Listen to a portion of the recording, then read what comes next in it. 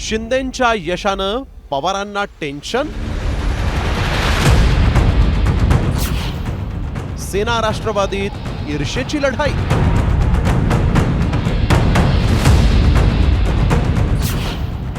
अस्वस्थ दादा का भडकले मंत्र्यांवर.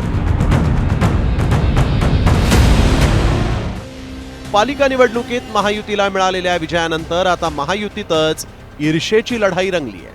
शिंदेंना मिळालेल्या घवघवीत यशानं अजितदादा आपल्याच मंत्र्यांवर नाराज झालेत. या निकालांमध्ये जनतेनं भाजपला पहिली पसंती, शिंदेंना दुसरी तर राष्ट्रवादीला तिसऱ्या क्रमांकाची पसंती दिली. आणि यामुळे संतापलेल्या अजितदादांनी आपल्या मंत्र्यांच्या पक्ष प्रचाराच्या आणि निवडणुकीतील सुमार कामगिरीवर आक्षेप घेत काही मंत्र्यांना खडेबोल सुनावल्याचं कळत आहे.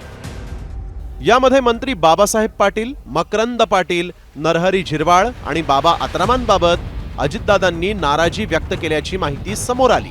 नगरपालिका निवडणुकीत मंत्र्यांना दिलेली जबाबदारी त्यांनी नीट पार पाडली नाही आणि याच मंत्र्यांच्या निष्क्रियतेमुळे शिंदे सेनेपेक्षा कमी जागा राष्ट्रवादीला मिळाल्याचं निरीक्षण नोंदवण्यात आलं. तर गडचिरोलीमध्ये पक्षानं पूर्ण ताकद दिल्यानंतरही अपेक्षित यश काही राष्ट्रवादी काँग्रेसला इथं मिळालं नसल्यामुळे अजितदादा नाराज झाले आणि यावेळेस जबाबदारी झटकणाऱ्या मंत्र्यांच्या कामगिरीवर त्यांनी सवाल उपस्थित केले.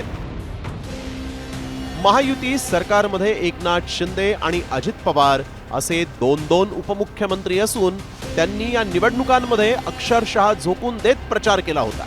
अजित पवारांनी देखील सभांचा धडाका लावत ही निवडणूक लक्षवेधी केली. ग्रामीण भागात राष्ट्रवादीचं वर्चस्व असूनही शिवसेनेला पहिल्यांदाच इतकं मोठं यश मिळाल्यानं अजितदादा अस्वस्थ झाले.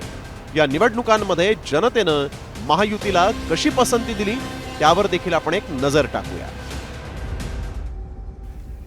भारतीय जनता पक्षाचे 117 नगराध्यक्ष निवडून आले तर 2431 नगरसेवकही निवडून गेले. शिवसेना एकनाथ शिंदेंच्या पक्षाचे 53 नगराध्यक्ष झाले तर 1025 नगरसेवक निवडून आले आणि राष्ट्रवादी अजित पवारांच्या पक्षाचे केवळ 37 नगराध्यक्ष निवडले गेले तर 966 नगरसेवक निवडून आले. शिंदे आणि अजितदादांना मिळालेल्या पसंतीच्या आकड्यांमध्ये फार मोठा फरक नाही. तरी देखील अजित पवारांनी मंत्र्यांना धारेवर धरल्यामुळे अजित पवार येत्या निवडणुकांमध्ये विरोधकांसोबतच मित्रपक्षांच्या विरोधातही मोठी रणनीती आखत सगळ्याच मंत्र्यांसोबतच आमदारांना आणि खासदारांनाही आता कामाला लावणार एवढं निश्चित आहे. ब्युरो रिपोर्ट, साम टीव्ही मराठी.